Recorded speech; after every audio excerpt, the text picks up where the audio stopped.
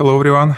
This is Alex Koloskov from Photigy.com, and today we have a special guest on our virtual studio, founder, CEO of Wonderful Machine. Wonderful Machine is a production company with network over 700 photographers around the world, and Wonderful Machine helps photographers to find art buyers. Hello, everyone. This is Alex Koloskov from Photigy.com. Sorry. Hi, Bill. How are you? I'm very well, thanks, Alex. How are you? I'm fine. Thank you. Thank you for joining. We have a special guest. Sorry about that. We have some little issue with chat, and it's a little bit crazy morning, as usual. I'm sure we will overcome the technology. Yes. So thank you for coming. Could you start from just telling us, because we have many photographers who may heard or maybe not heard about A Wonderful Machine. So Sure. What is it all about? What do you do? So I started my career in 1985 as a photojournalist, and then over time took on magazine portrait assignments and corporate assignments and advertising assignments. Over the years, I always aspired to continue to grow my business, and really, even more than being simply a photographer, I was interested in being an entrepreneur.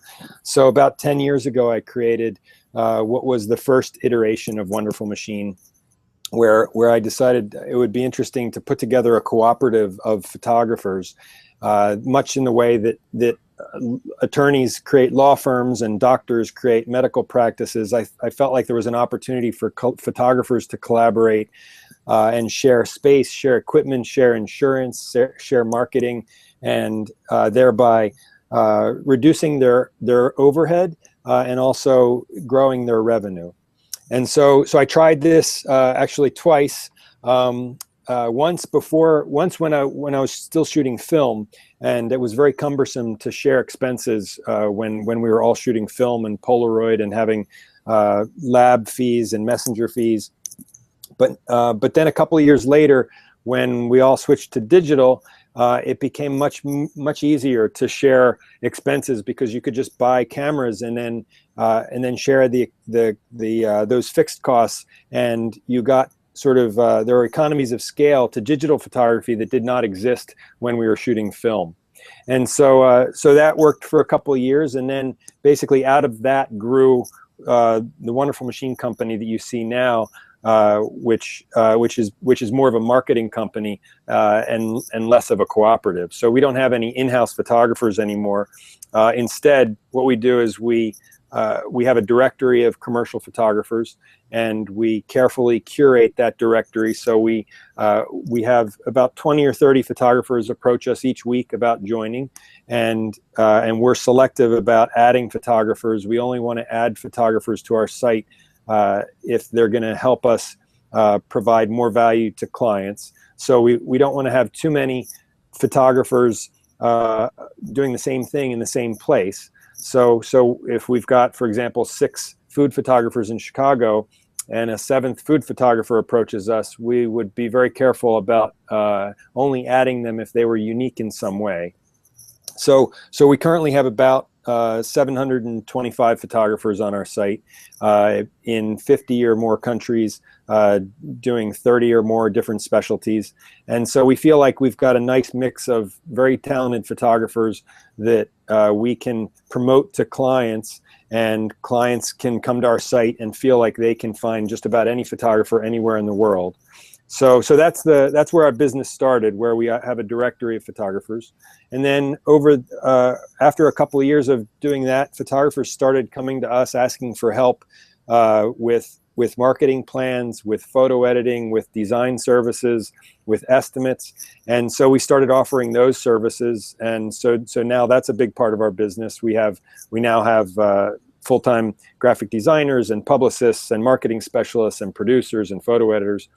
And then more recently, in the last couple of years, we've had clients asking us for help on projects. So we produce photo shoots. Sometimes that means, for example, a client might come to us and say, hey, we need 20 photographers all around the United States for a project we're doing next month. Or other times we'll have a client come to us and instead of lots of small shoots, they might have one big shoot that could have a budget of $100,000, $200,000, $300,000 for a single shoot.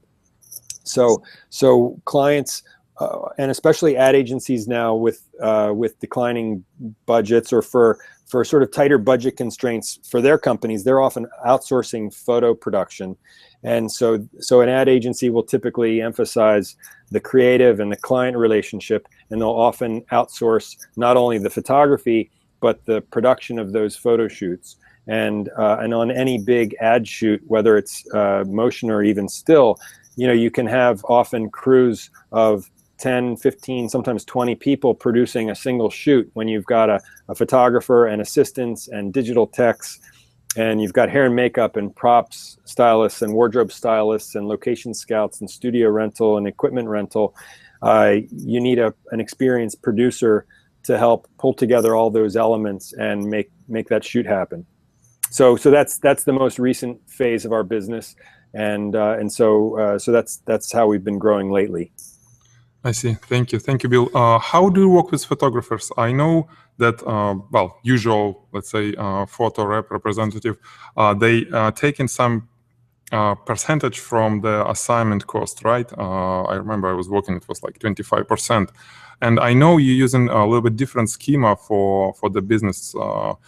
Can you tell a little bit about this and why? Maybe? Sure. So, from my own experience as a photographer, I had relationships over the years with different agents, and I felt like in the age of the internet, the rules are a little bit different, and the needs for clients and photographers is a little bit different.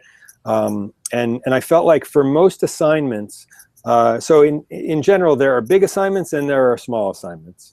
And for the big assignments, a conventional artist's rep is really valuable because that photographer has somebody who can manage the relationship with the client, which requires a lot of finesse and a lot of serious industry experience. It becomes really valuable. But for projects that are small, like most magazine assignments and many corporate assignments, and certainly most PR assignments, any sort of low to mid-level project where the fees are, let's say, $1,000 to $10,000, it's gonna be much more efficient for the photographer and the client to work directly, because in a picture agency situation where the client has to call the agency and the agency calls the photographer, and then the photographer shoots the assignment and the photographer bills the agency, the agency bills the client pays the agency, the agency pays the photographer. You've got a tremendous amount of administrative work that has to happen, and somebody has to get paid to do that administrative work. I had the philosophy that instead of operating on a percentage commission business model, instead I could work on a flat fee basis where we would create this selection of photographers and present them to clients and allow the clients to hire the photographers directly, and which was not possible before the internet. But with the internet, it's very easy to have this website that lists all these excellent photographers and makes it easy for the clients to search based on location or specialty. And then the client has the option for the small shoots, they can hire the photographer directly and they don't pay a commission and the photographer doesn't pay a commission. Or for big shoots, the client can hire us to help organize and orchestrate the photo shoots. So it ends up being beneficial for both the client and the photographer in order for them to work together on the smaller projects. I see. Well, yeah, makes sense. Thanks. Okay, I want to make a little announcement in terms of our technical problems. Guys, for those who watching us right now, we don't have chat on Photigy live screen, okay? It's broken this morning, it gets broken. So at the end of this interview, we're gonna have a question and answer session where you can post your question and Bill will try to answer to it. So for this, please go to either Photigy Google Plus or my Google Plus page or on Facebook and post it there. Okay, I'll be monitoring both pages, and this is how we will communicate. Sorry about this, but this is real life. But the good thing is that we have a list of questions already submitted by many photographers from Facebook, Photigy Facebook group, and on Photigy readers. So I'm going to ask those questions first. Okay. So Bill, are you ready? I'm ready. Awesome. I remember my experience with Wonderful Machine several years ago. Mm-hmm. I remember how it was, well, when I first sent you email, I don't remember how I found you, but it was, well, I submitted my portfolio. And I remember that first response that I got that, hey, it looks cool, but it's so broad. You have so many things because, yeah, I had all kind of, well, images that I love, architectural, food, products, maybe even lifestyle, portraiture, everything. And one of the first thing I did before I got listed on Wonderful Machine directory, I was reducing portfolio. I was kind of making it more specialized. So the question is, I think it's very important kind of to understand for any photographer about specialization. And we got this question is, what is your definition of specializing for a photographer? Mm-hmm. Sure. So I think it's going to be different for every photographer. I know some photographers who specialize to a very fine degree. I know photographers in New York who just photograph jewelry. They don't do other kinds of still life, just jewelry. That's very, very specialized. There are some photographers who just not only photograph beverages. I know photographers who just photograph beer because there are certain skills required for these specialties that if you are good enough at that specialty, and if there's enough business to support that, you can command very big fees. If there are if there are brands that need to hire somebody with those really high skills, then the extreme degree of specialization becomes useful. A lot of photographers in smaller markets, and especially a lot of beginning photographers, have a tendency to want to generalize because their logic is that they want to have something in their portfolio for any client.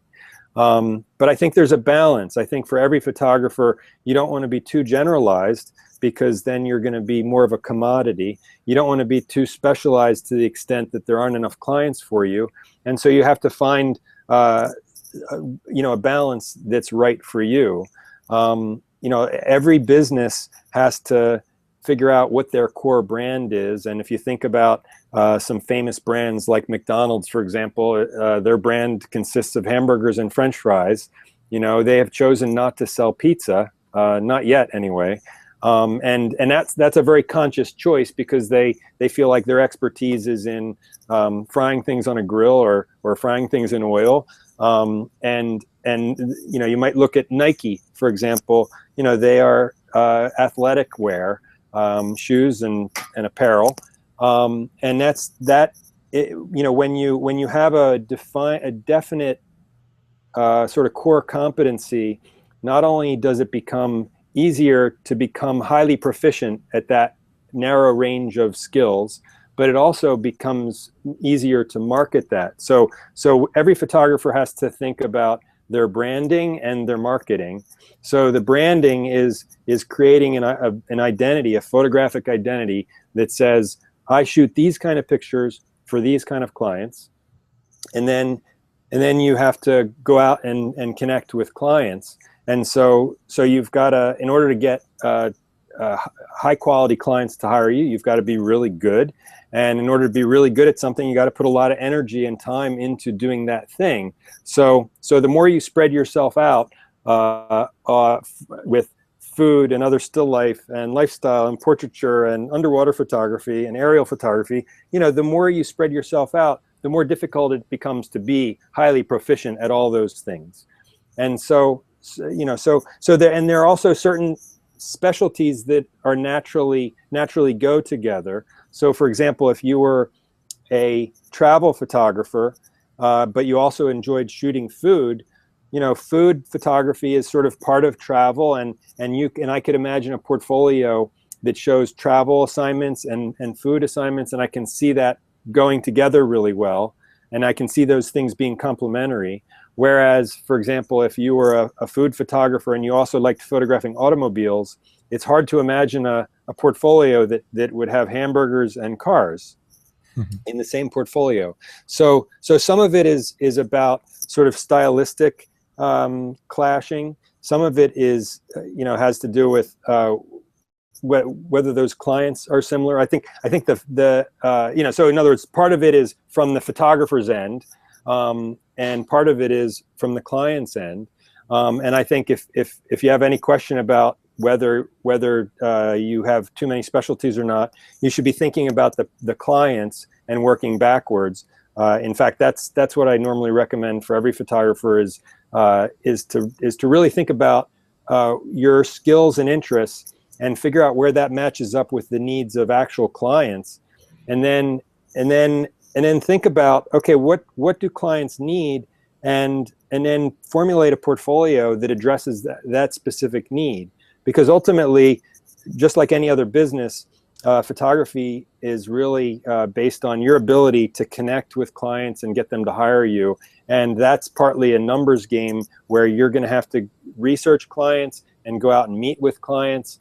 And that gets into a whole conversation about word of mouth, where if you, for example, are a corporate photographer and you do a great job for this one corporation, that art director at that corporation is likely to have other art director friends at other corporations. And so there's sort of a natural process of growing within an area. So, the same can be said for fashion photographers. If you're good with if you do a good job with one fashion client, they're liable to tell their other fashion client friends. So, I think it's really important from a branding perspective for photographers to sort of draw a circle around a brand that is going to match up with a particular need out there in the marketplace.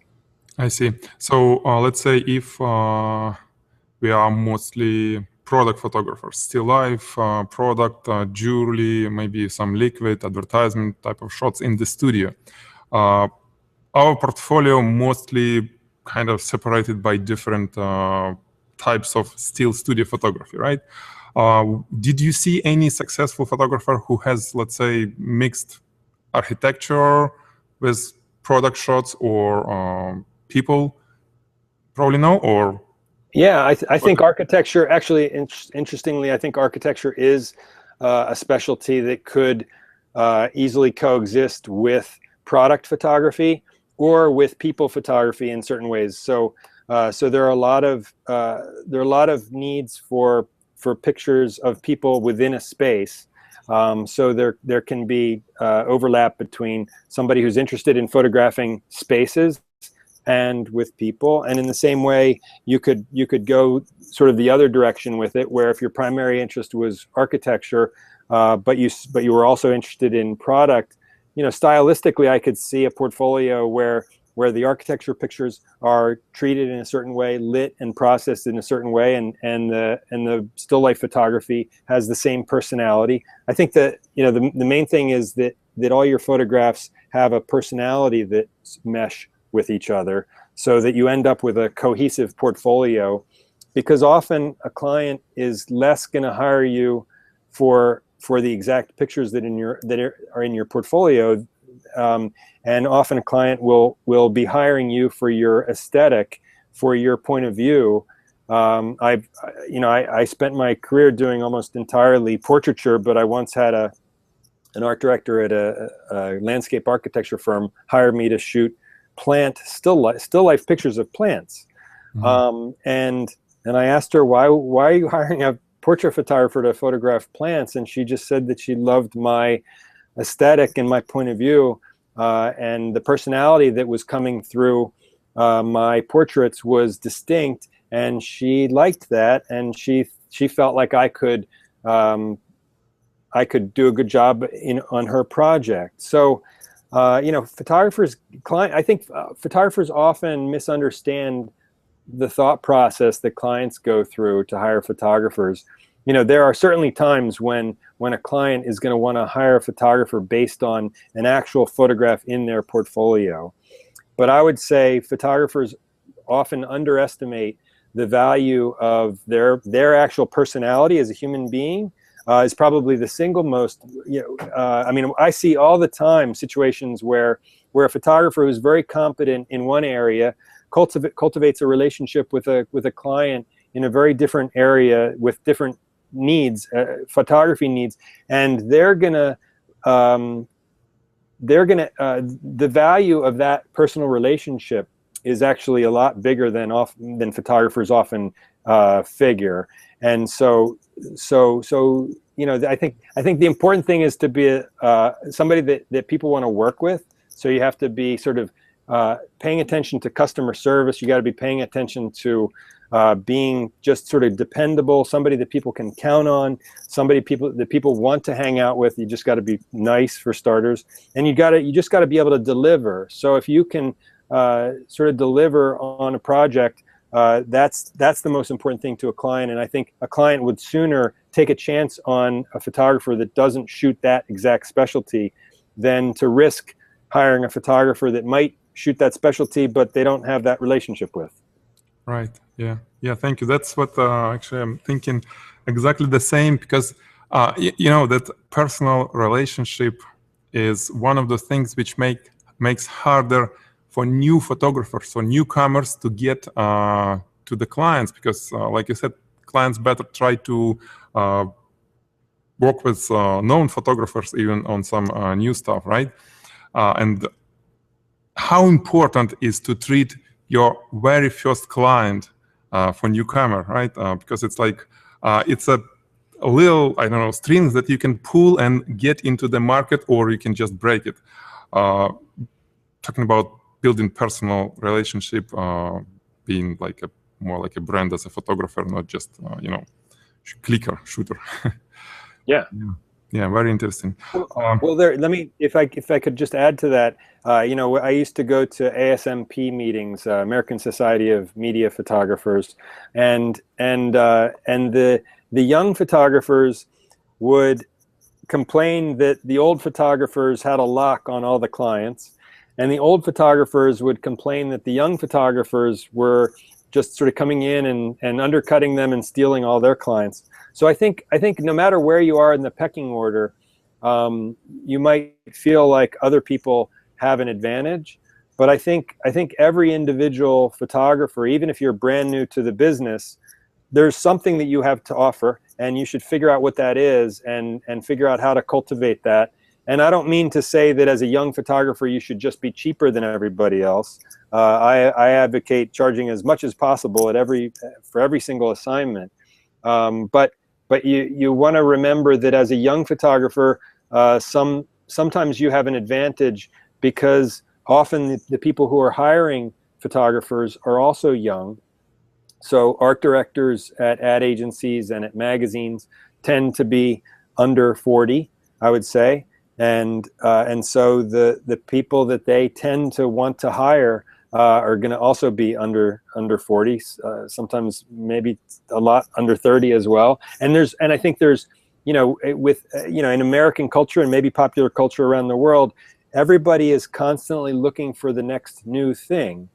And so I think, photography is a business where, unlike being a doctor or a lawyer, where you can continue to gain prestige into your 50s and 60s, it's a very rare photographer who can maintain that kind of reputation into old age. I would say, if anything, the younger photographers have an advantage of being sort of, you can only be new for a short period of time, so you better capitalize on it while you can.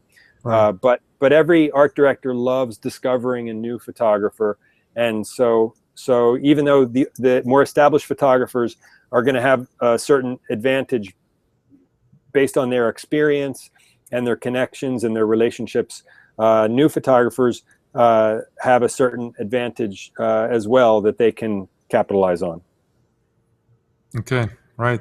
So next question, especially talking about newcomer, new photographer, is it more important to show a solid technique of shooting things, or show more creative, show that you are more creative and can produce unique images of everyday products? So the question is basically between creativity and, I don't know, technical skills. Yeah. What's more important for you?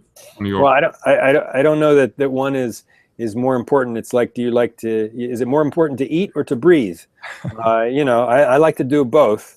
You can't take a picture without having the ability to handle exposure and focus and all that, and then you also have to, the idea is, the creativity. I would say if you're asking for one or the other, I would say the creativity is much more valuable on the high end, because you can always hire assistants and digital techs and lighting help and retouching, and in fact, as photographers do more and more complex projects, and as they work for more and more sophisticated clients for bigger and bigger dollar amounts, you end up collaborating with more and more people, and in some ways the photographer ends up being more of an art director and less, it doesn't matter who hits the shutter, right? I mean, sometimes there is no shutter. You're pressing a button on a laptop computer sometimes.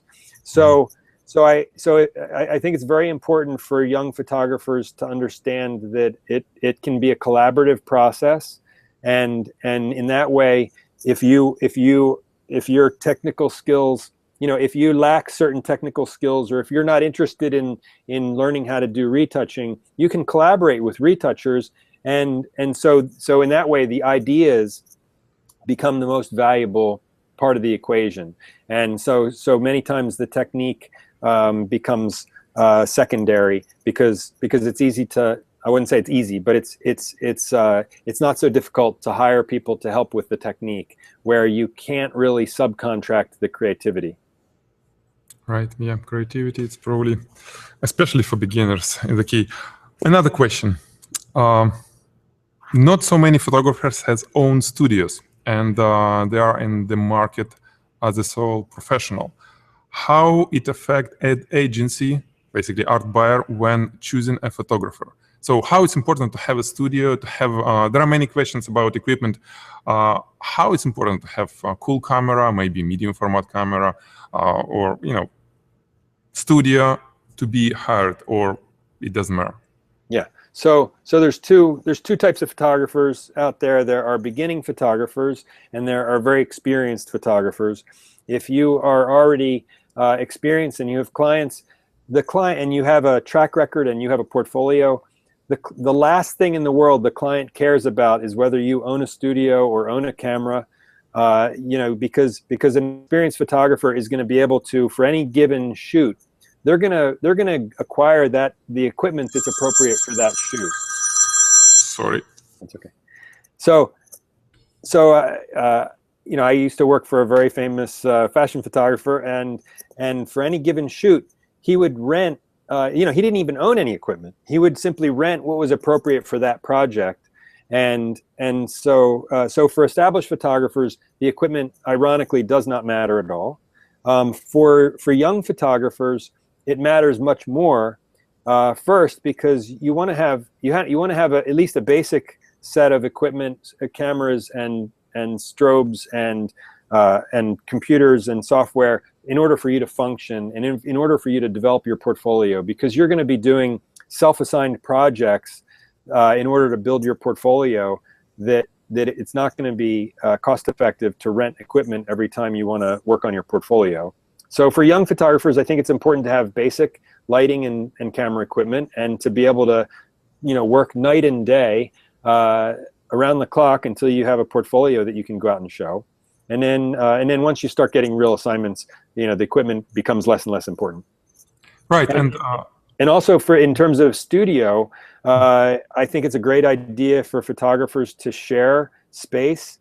And I've done that in the past, and that's been very economical, and also I love you know, I enjoyed sharing a space with other photographers to collaborate with and to share ideas and just have the company.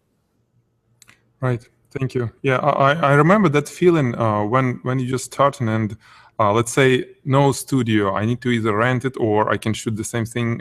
Let's say at some room of my house. But I'm thinking, wow, if client will know about this, they're not gonna work with me just because it's not professional. But the reality is they're looking for the result, right? They're looking for the image that they want to see from you, or set of the images, and Right.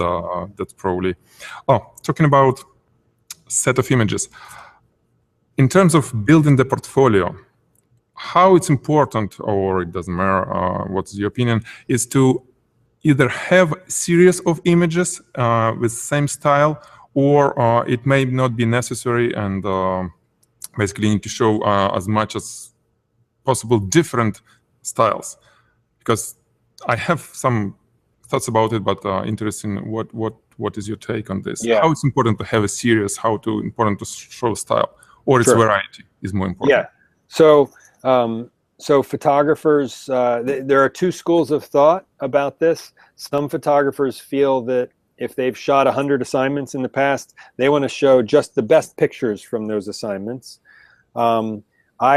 I personally find that it's much more impressive to show series of pictures, because even though there might be weaker pictures within a series that on their own might not be strong enough to put in your portfolio, often a series of related pictures can build resonance as you're looking from one picture to the next. If you have a series of 10 pictures, your impression is about the group, not necessarily any single picture.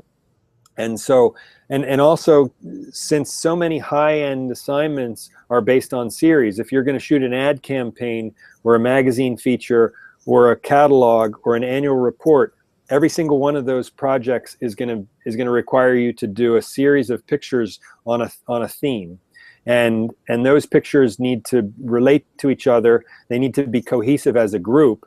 And so any high-level client is going to be looking for a photographer to be able to express an idea in a cohesive way in their portfolio, and to have, one or two best pictures from many different assignments often ends up feeling much weaker overall than if you had, for example, 5 or 6 or 7 projects where you had 10 or 15 pictures each, showing your ability to have visual diversity and find lots of interesting pictures along a theme. That's what I find interesting, and I think that's what clients find interesting as well. Yeah, I agree with you on this, kind of on my experience as well. Bill, how many images would you recommend to have on the portfolio? If there is such thing as too much, for example, or too little? Yeah, so there's 3 different types of portfolios. There's websites, there's iPads, and there's print portfolios, and they all have slightly different needs. The most common, of course, everybody has to have a website. If I were to give you numbers, in general, I think that the stronger your pictures are, the more pictures you can have. If you're just getting started and you only have 10 good pictures, then that's all you should show. It's better to show a small number of good pictures than more pictures where the quality starts to taper off. So, but if you're 5 or 6 years into your career and you've got hundreds of pictures to choose from, you don't necessarily want to have hundreds on your site.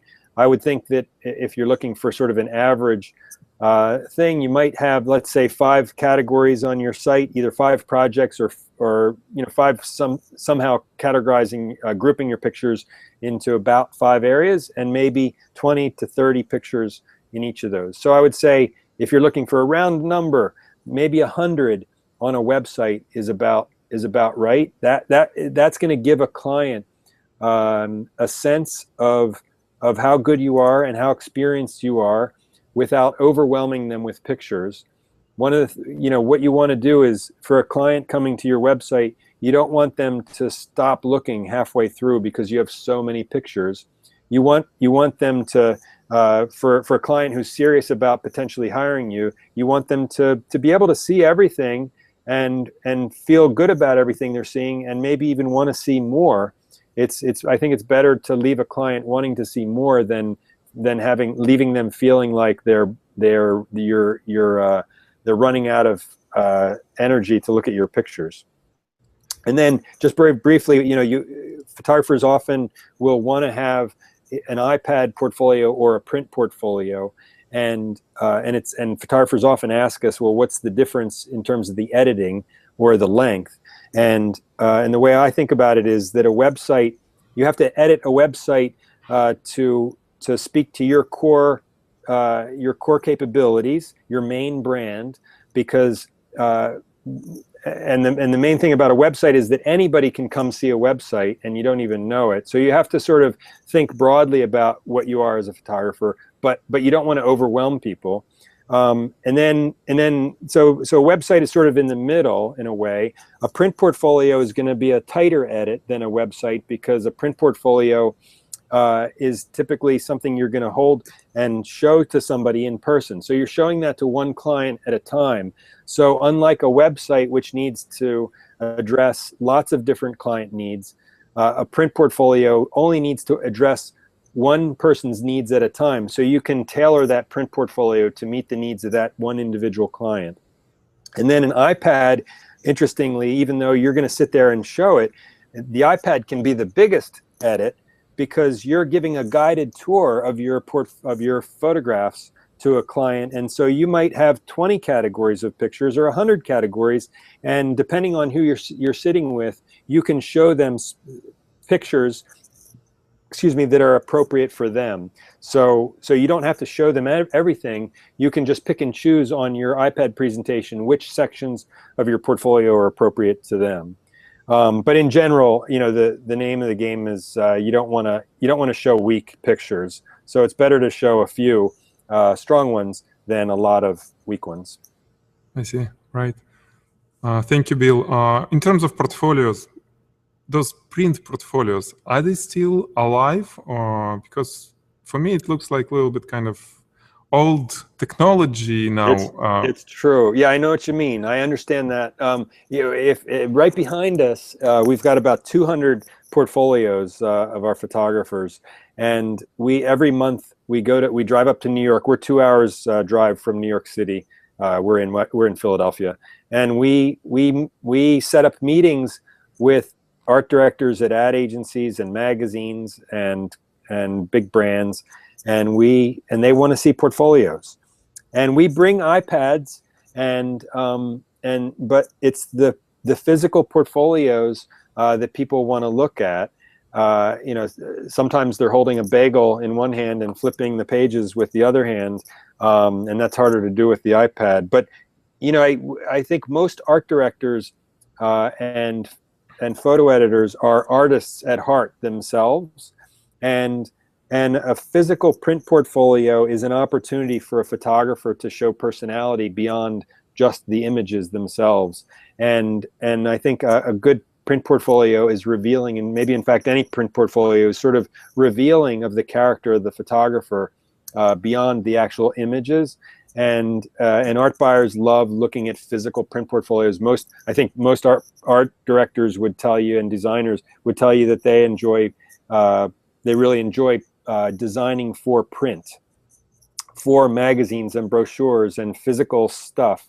And so they love looking at physical portfolios. So it is ironic that we're all moving towards digital everything, but I think there's still a place for a print portfolio. And if you're an individual photographer and you're meeting with a client, it gives you something to talk about. You want to be able to show them something in person that they can't see online.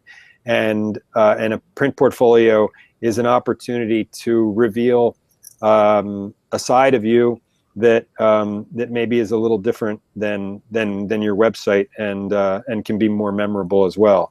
And you could extend that argument to promotional pieces as well. So when photographers, it's very easy for photographers to create email promotions, but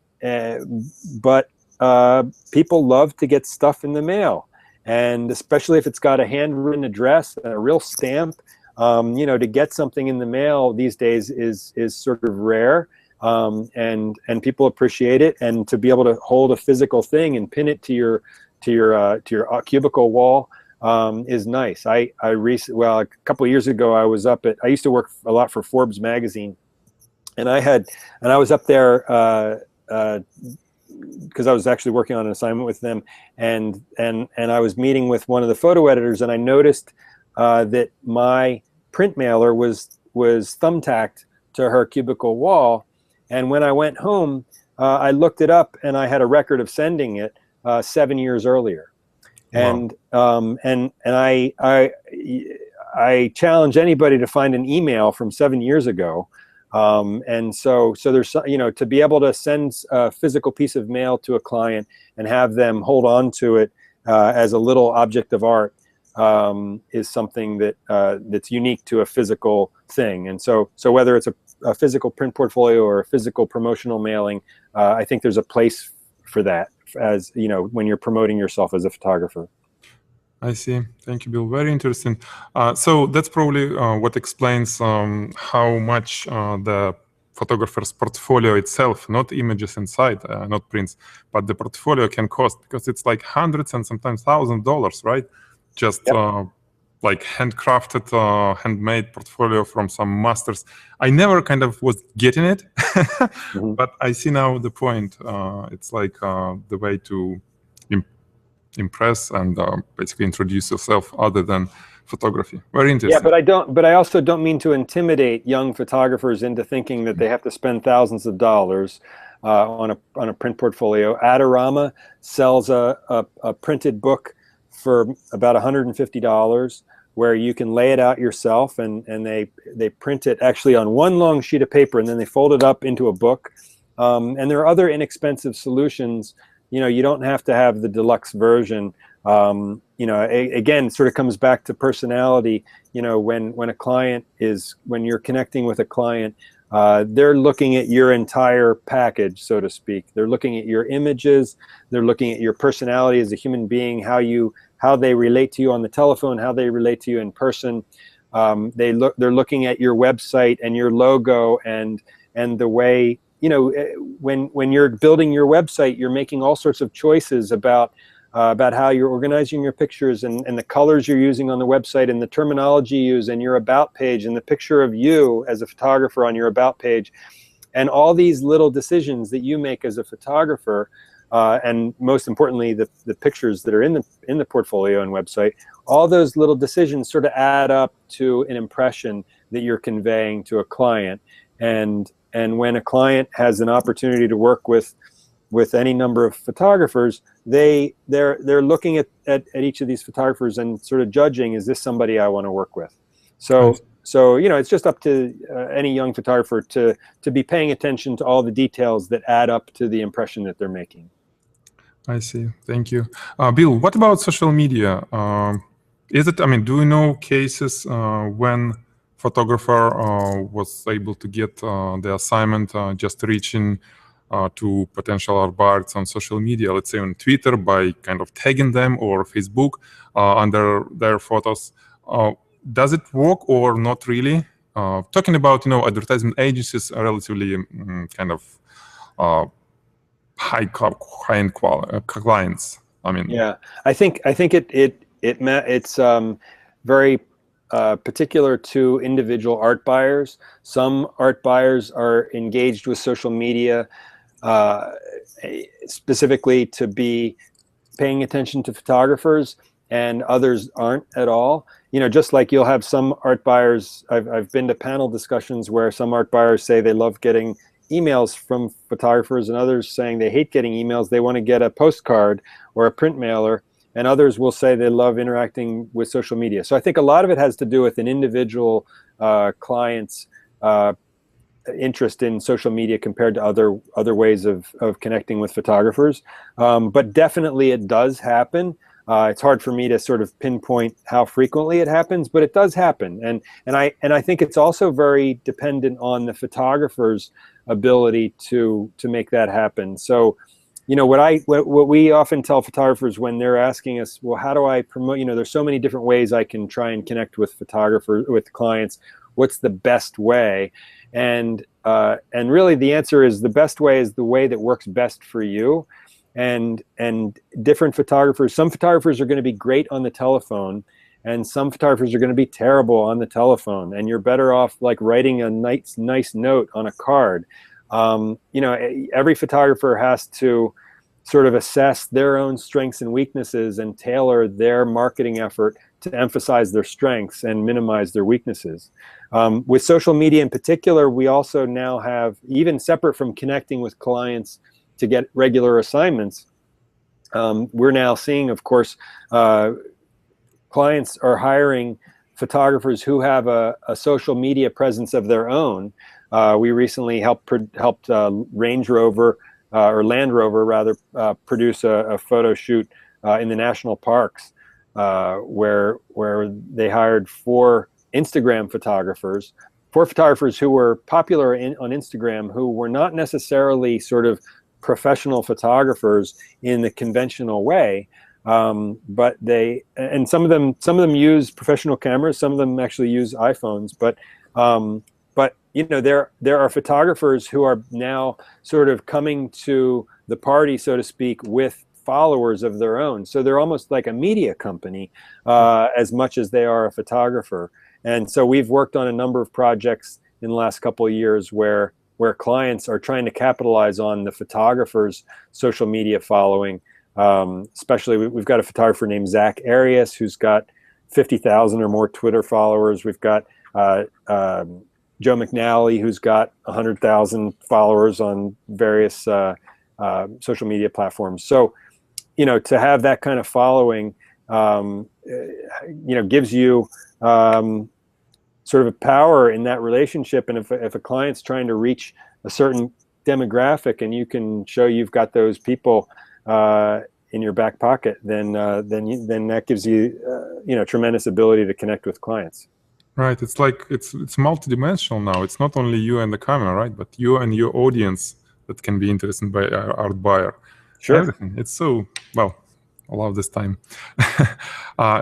More solutions to kind of get work with clients, right? Not just through your images. Right. Okay. Thank you, Bill. Question about, let's switch to closer to money. Question about pricing and negotiation. Some photographers were asking how to bid for the project. If, let's say, they don't have much experience bidding with particular client, or let's say with particular industry or a level of clients. They used to work, for example, with small businesses before, and price ranges was probably different. And now they have to bid for some project which probably should cost more. How do they figure out the price? It's a big point, because as I understand, going too low may hurt the same as going too high. Well, probably you kind of help on this, right? And maybe you have some suggestion, I don't know, how. Sure. How to So it's true. It's the most important thing to get an assignment from a pricing perspective is to price the job appropriately, because if you are too expensive, they're not going to hire you. If you are too cheap, they might wonder, why are you so cheap? And this might be counterintuitive. Some photographers might think, oh, well, if they can get the, and frankly, there are some clients who if you would work for free, they'd be happy to hire you. But for any serious client, they're not really interested in a free photographer, especially an ad agency where they have their client, their relationship with the client is on the line. The nature of an ad agency is they've got a client who they're doing all sorts of work for, and your photo shoot is one piece of a bigger project, a bigger relationship. And so if an art buyer at an ad agency hires a photographer who's so inexperienced that they don't know how to bid the job, they're probably not going to be confident that you're going to be able to shoot the job. And no ad agency wants to jeopardize a relationship with a good client by hiring a photographer who's not capable of doing the job. So pricing yourself appropriately is what's going to give that client the confidence to actually hire you. In terms of actual numbers, so estimates, sort of, there's two parts. Well, there's several parts. Maybe there's three parts to any estimate. There's the actual price for the fee. There's the price for the production expenses, and then there's the idea of licensing. You know, because there's sort of typically a fee, creative fee to shoot the job, and then there's a facet of the pricing that is reflective of how the pictures are being used. You know, the fact is that with commercial photography, unlike, you know, let's say I'm sure you've got some photographers out there that shoot weddings, there's really no licensing aspect to wedding photography. So the pricing is fairly simple, because the production elements are largely the same from one wedding to the next. And since there's no usage, the fee is probably mostly dependent on the amount of time it's going to require, and the amount of sort of extras with prints and albums and so forth. And, you know, for some photographers, it's sort of sizing up the client to figure out what they can afford. With commercial photography, it's largely driven by the usage and the production requirements of the job. On most big ad campaigns, the production elements are actually more expensive than the fee aspect of the job. And so you just really have to understand what's required in terms of locations and props and wardrobe and equipment and sets, and post-production, and that's going to be a big part of it. And then to understand how's the client going to use the picture, and what is that worth. So, you know, there are certain mechanical elements to that process of putting together an estimate. You know, if you need a digital tech, you know that's going to cost $500 or $600 a day, and if you need a wardrobe stylist, that's going to be $700 or $800 a day.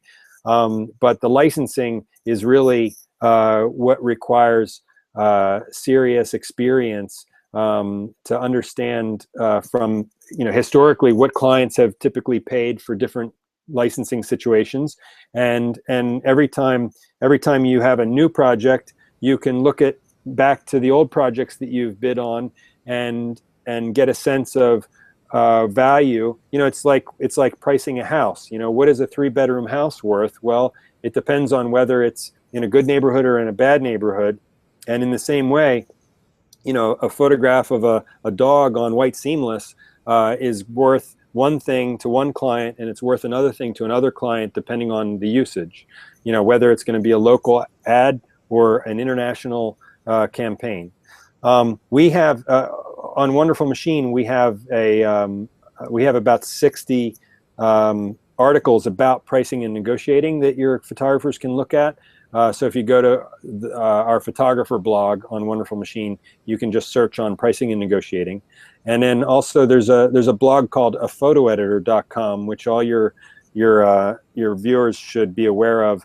It's an excellent blog about the commercial photography business, and we provide them with a pricing and negotiating article each month.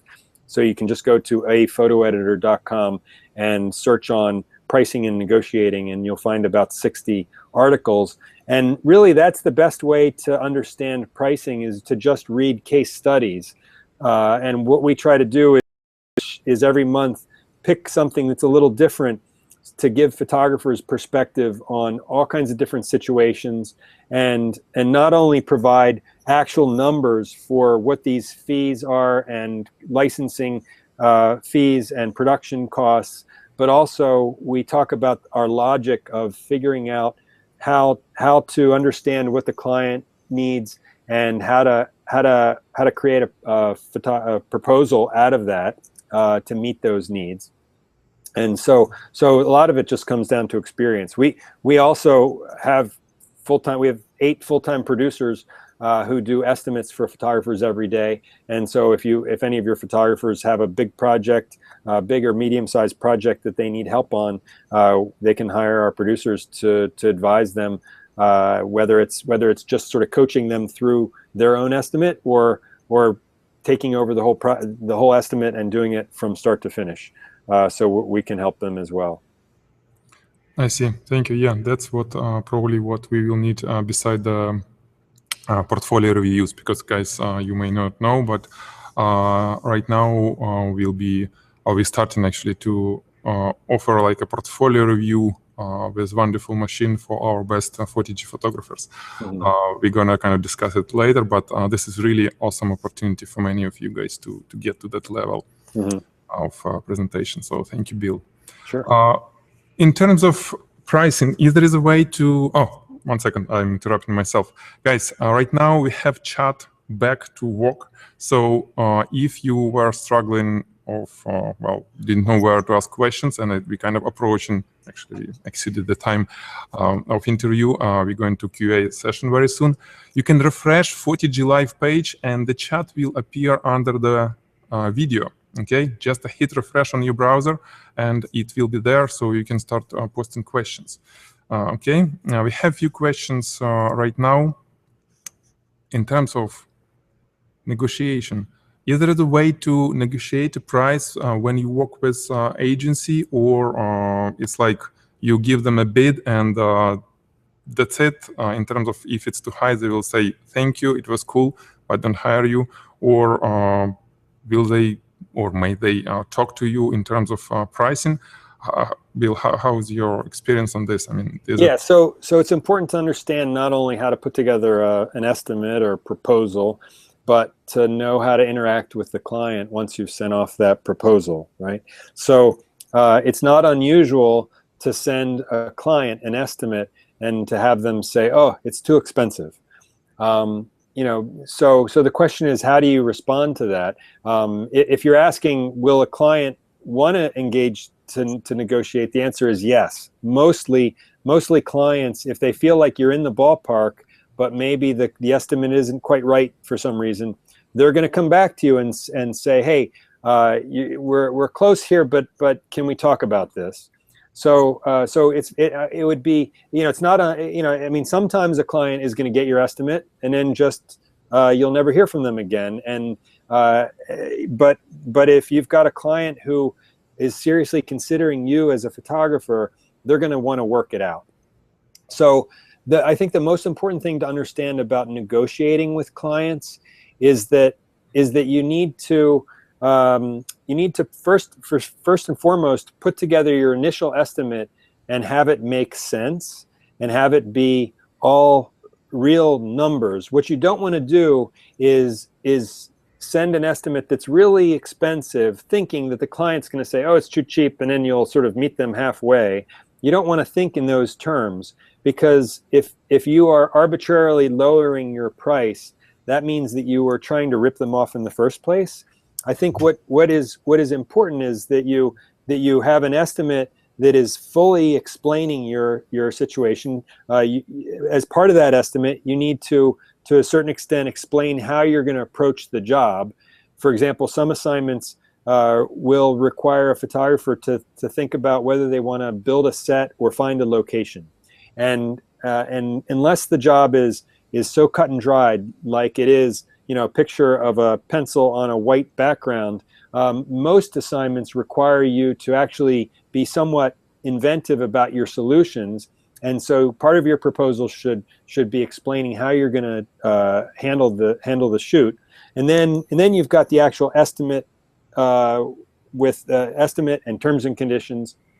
So an estimate is going to be start with a creative fee and licensing fee, which are often bundled into one big fee, and then you've got production expenses, and then you've got a total, and then normally we'll have a second page of what we call terms and conditions, which might be a dozen other items that say you're going to pay me within 30 days of invoice, and you're going to indemnify me, and the turnaround time is 72 hours, and retouching is $150 an hour. What, you know, a photographer is going to have boilerplate terms, and you can find examples of our boilerplate terms on our pricing and negotiating articles.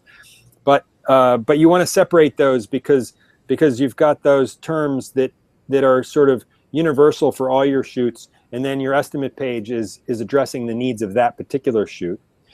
But when a client comes back to you and says, you know, Alex, this is a little bit more than we were hoping to spend.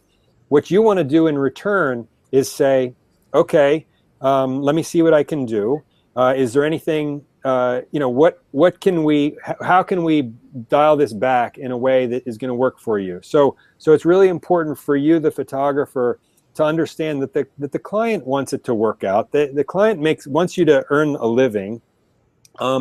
But there are certain things that are going to be important to the client, and there are certain things going to be important to the photographer, and you want to find as much overlap as possible.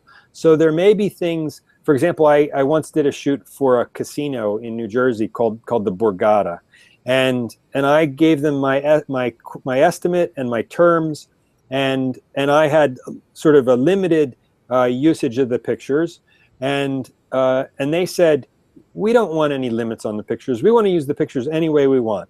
So I had to think to myself in this negotiation, do I want to haggle with them over the licensing, or do I want to give them what they want and then adjust elsewhere?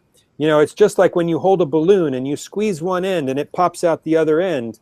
That's the way your estimate should be. So if a client says, you know, your $9,000 estimate is too expensive, it needs to be $7,500. You can't just arbitrarily knock $1,500 off. You have to find something in that estimate to pull back on. Otherwise, your $9,000 was bogus to begin with. And so you've got to, so if you have presented them with a proper estimate where you've got a fee and production expenses, and it's too expensive for them, you've got lots of different things to dial back. So for example, with the estimate, you might say, this is for 3 years collateral use and publicity use and one-time advertising use, or whatever your specifications are. And if the client says it's too expensive, the first thing we'll look at is, okay, can we dial back on the usage? Okay, maybe they only need it for 2 years, or maybe 1 year. Or maybe they only need, you know, if they're first asking for 10 pictures, maybe they only need 6 or 7 pictures. And so or there may be certain production elements that, you know, maybe instead of, you know, this expensive location, maybe we use this free location that maybe isn't quite as good, or maybe you know, if it's a low budget shoot, maybe instead of professional hair and makeup, maybe you, the photographer, you know, brings your comb and your lint roller and your face powder and you do the makeup yourself. You know, there's all sorts of ways to find a solution, but I think the important thing is for a photographer to understand that it's their job as a negotiator to find common ground and to figure out what are the priorities, what are the concerns of the client, and what are your concerns as a photographer, and how can you work together to find a solution where they get the product that they want at a reasonable price, and you get paid fairly, and you're conveying a reasonable amount of licensing. One of the things that's really critically important in all this is that photographers, especially young photographers, start to learn the process of licensing pictures rather than selling them outright. You know, the most valuable thing you have as a creator of intellectual property is your copyright. And if you are just arbitrarily giving away all the pictures for a flat fee, you're missing out on the opportunity to license additional pictures or additional usage to that client. And a lot of photographers take the position, well, you know, what am I going to do with these pictures after this shoot? And the answer is, you're going to license them to your client. That's what you're going to do. And I'll tell you one quick negotiating story. I had a client come to me with a public relations firm, had a sort of a low budget client that was a pick your own farm. So in Pennsylvania, I don't know if you have this in California, but there are these farms where you can take your kids and pick strawberries, and then they weigh the strawberries and you pay for the strawberries. So it's sort of an event. It's an activity to take your kids to pick fruit.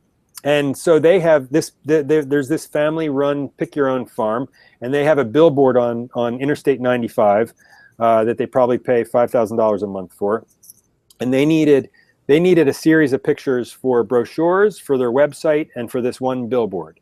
And I said, okay, well, how many actual pictures do you need? And they said, the PR woman said 4 pictures. And I said, well, what's your budget? She said $2,500. And I said, fine, I'll do all in 4 pictures for $2,500 in a 1-day shoot, and each additional picture will be $100.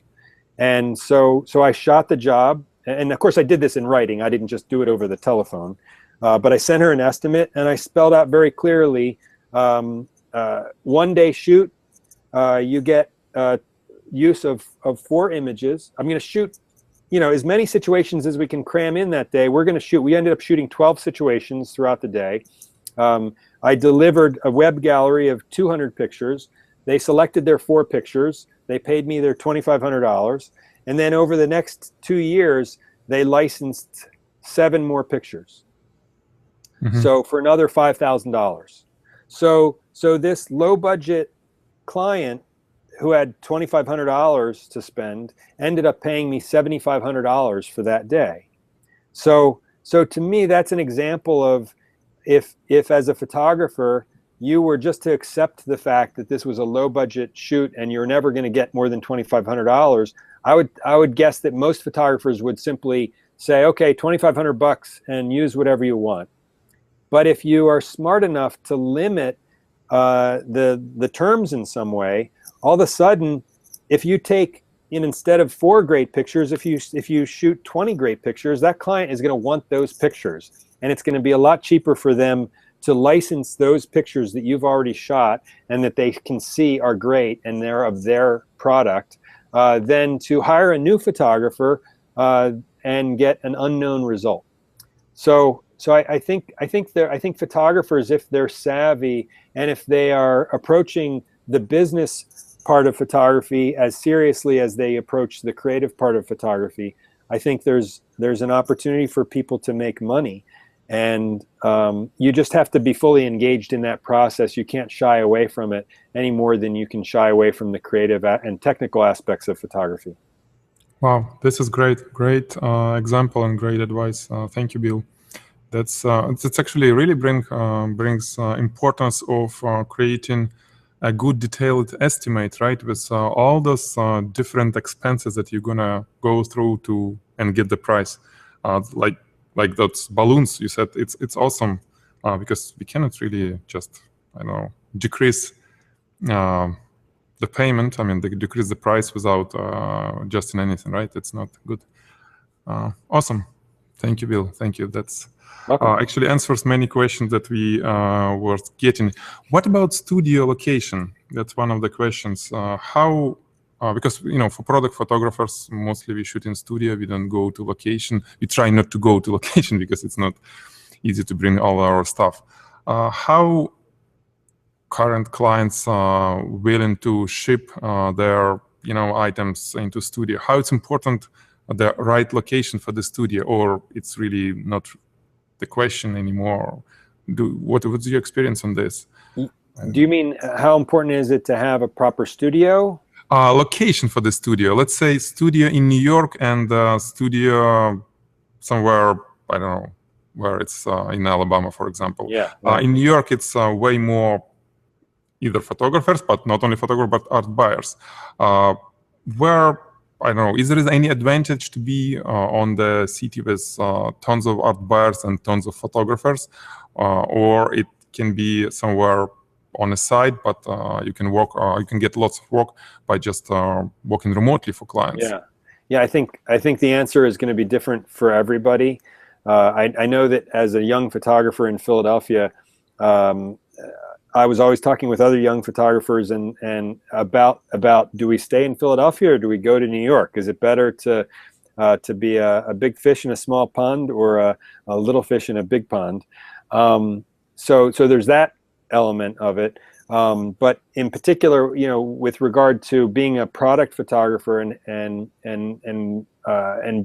relating to clients, I don't have a lot of personal experience with that, so it's hard for me to say. But I would say that the experience is going to be different for every photographer. I think that what you want to do is figure out where you want to live, And I think that's probably in the end more important than where you think clients are going to want you to be, because I think that if you're a good photographer, clients are going to come to you, and they're going to want to work with you on your terms. You know, naturally, you want to make it easy for clients to work with you. But if you have if you're out in the middle of nowhere, but you're interested in photographing small product, and you can get clients to send you your product, you know, you can work sort of in real time with clients over the internet to see what you're shooting, and so they, you know, often clients, I think, are happy to not have to be there for the shoot themselves, and so it almost doesn't matter where you are.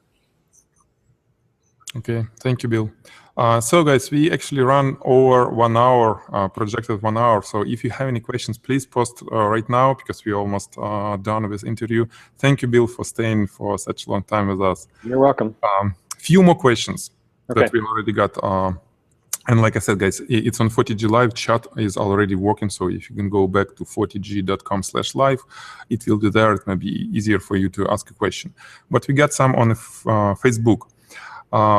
First, is there a room for still life photographers who specialize in mostly catalog style photos, like electronics, for example? As in, send a room in Wonderful Machine, or yeah, probably yes. Is there a room in Wonderful Machine for catalog style photographers? Oh, yeah, definitely. But it's yeah, with our company, we're looking to add photographers that are doing things different from our existing photographers. So, and naturally, we want to have the best photographers possible. So every time a new photographer approaches us, we're going to look at them as a unique photographer. And we're gonna consider how good are they, and how different are they from the photographers that we currently have on our website. And if we added them to our site, would it make our overall website stronger or weaker? You know, there's a point now that we have over 700 photographers. There's a point where more is less. You know, when a client comes to our website and they search for a particular specialty in a particular location, it's nice to have choices, but I would rather have, you know, just like we were talking about with a portfolio, I would rather have a few strong choices than a lot of not so strong choices. So, you know, but I want to have as much visual diversity as possible. And so, so I would encourage any of your photographers who are interested in Wonderful Machine, they can always send our photo editors an email with a link to their website. Currently, Jessica Stewart is handling that. So if you just send an email to jessica@wonderfulmachine.com with a link to your website and to tell her what town you live in, she'll be able to evaluate your website and give you some feedback and let you know whether you might be appropriate for us or not. Yeah, thank you. What about international? Do you work with international clients, international photographers, or you're trying to kind of set it for US only? Yeah, so we have photographers in 50 countries. About 200 of our photographers are abroad, and about 500 are in the US. And I would say that our clients are in the US by about the same proportion. We have, I would say, of those 200, about 2/3 of those are in English-speaking countries. We have a lot of photographers and clients in the UK and Australia and other English-speaking countries, Canada certainly. And then we're definitely interested in connecting with clients and photographers all over the world. We just added a photographer in Rwanda last week. And you know, what we want is to have any client come to Wonderful Machine and find a photographer anywhere. A few months ago, we produced a photo shoot in Kazakhstan. And the thing about any big client, like any big ad agency or any big brand or magazine, they're liable to need a photographer anywhere in the world. Even if they're based in Chicago, often big companies will need photographers in Kazakhstan, or we just hired a photographer in Turkey a couple weeks ago for a magazine. You know, clients need photographers everywhere, so it's not so much that we're trying to connect Polish photographers with Polish clients. We're trying to connect all the clients around the world with all the photographers around the world. and so it's our job to be aware of all the best photographers, to be aware of all the best clients, and to communicate with them, to let them know that we're here to help them. Whether if they're a photographer, we're here to help them connect with clients, and if they're a client, we're here to help them connect with photographers. I see. Well, this is great because our audience around the world, and I many times heard that photographers saying, "Oh, is it like only US and where to find client on, let's say, Europe?" This is great that you work with international audience from both sides. Yeah. Bill, many people were asking about pricing points. Are you looking for only like big photographers who can shoot $100,000 assignments, or are you okay with like low budget photographers? And I don't know, do you track let's say when client connects the photographer through your website? It's a directory, right? So client can find the photographer, and when they connect and then work or not work, do you track this information? Do you know what so we can, how much was paid, for example, that kind of thing? How does it work? Yeah, we have a limited ability to track that sort of information. So what mostly happens on our site is a client, let's say Time Magazine needs a photographer in Chicago. They're going to go to our website and click on portraiture and type in Chicago and hit go, and they'll see a list of results in proximity to Chicago, and it'll show all of our portraiture photographers all the way to New Zealand. So they'll be able to go down that list as far as they need to in order to find the photographer that's appropriate for them, even if it's not in Chicago. The shoot might be in Chicago, but they might find a photographer in Detroit that they think is the perfect photographer for that job, and they might travel that photographer from Detroit. But in the end, the client is going to pick up the telephone and call that photographer because their phone number is listed on our site. So our photographers are not obligated, and our clients are not obligated to share that information with us. In fact, they don't. That's the last thing they're thinking about.